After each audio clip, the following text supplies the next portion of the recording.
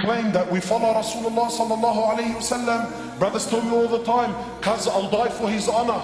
Wallahi, I'm ready to die for his honor.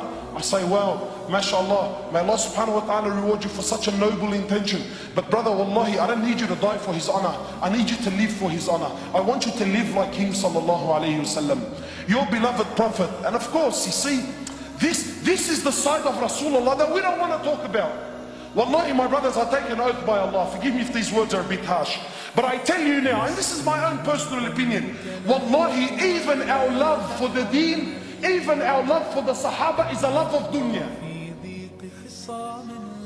Nobody here loves Umar ibn al-Khattab. Most loved, probably one of the most loved. He's definitely my favorite. Nobody here loves Umar ibn al-Khattab because he had permanent marks on his cheeks from crying out of fear of Allah. Now, cuz, we love Umar ibn al-Khattab because when his name was mentioned, the kuffar used to shake in their knees. No one loves Umar ibn al-Khattab because he had permanent marks on his shoulders. Why? Because he was servicing the community in the late hours of the night when everyone was asleep and wasn't watching. You don't love Umar for that. You love Umar because he was a man, brother. When he rocked up, cuz, everyone buckled. The Prophet of Allah who we claim we love. Because I'm sure you're thinking in your mind, wallah brother, may Allah reward you, very nice khutbah, very emotional, very touching. But cuz, you don't understand, what this person did to me is unforgivable. And I repeat, there is absolutely no scenario. I don't care if he shot your mother, he shot your father, he raped your child. I don't care what scenario you could possibly throw at me. Forgiveness is the key. The Prophet of Allah for 13 years in Mecca, live this with me, 13 years in Mecca, prosecuted, harmed, sworn at, spat at, had dust thrown in his face. They killed his companions. For what? For what? What crime did he do? What crime did he do? What, he looked at someone's sister? What, he didn't cough up his money at the end of the business transaction? What crime did he do? 13 years! They boycotted him and his family for 3 years. Sahaba said we were eating the leaves off the trees until our droppings became like the droppings of animals for 3 years. For what? What crime? They divorced his daughters. Sumayya radiallahu in front of the Prophet, publicly. I'm not telling you, Allah, you know what, that they started sending around a WhatsApp video about what. No.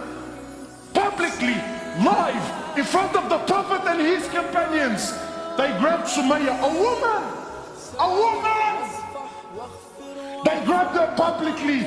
They opened her legs in front of her husband and her son. And they rammed a spear into her private parts until they killed her. They exiled him from his land, Mecca. Exiled him for 18 months in Medina. 18 months he was crying. Why?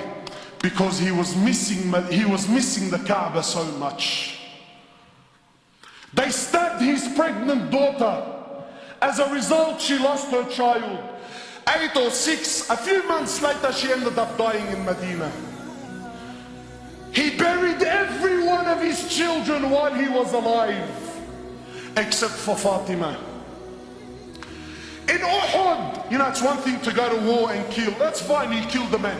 In Uhud, they massacred the dead. His uncle Hamza, they cut his nose off, they cut his ears off, they ripped his liver out. Hind took a bite from his liver and spat it on the floor. Sahaba said when the Prophet of Allah seen Hamza, we never seen him cry like he cried when he seen his uncle Hamza. In narrations, he prayed janazah for his uncle 70 times. So much hurt and so much pain.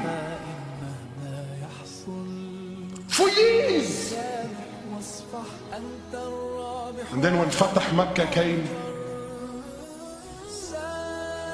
and now he comes back victorious.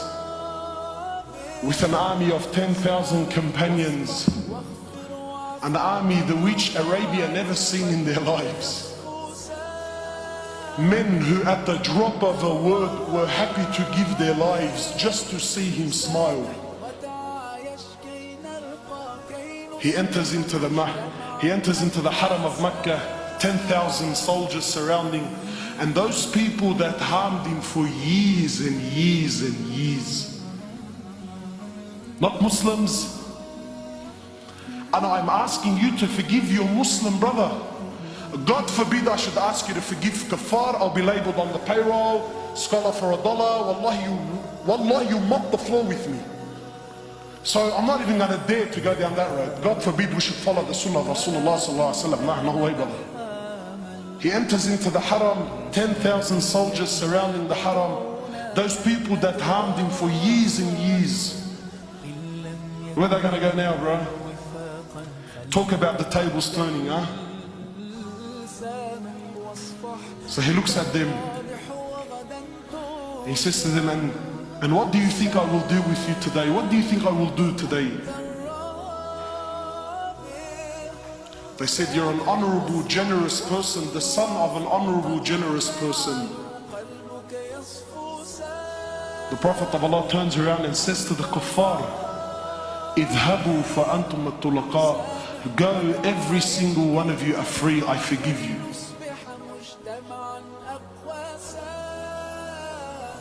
Where's this sunnah in our lives, man? Where's this deen?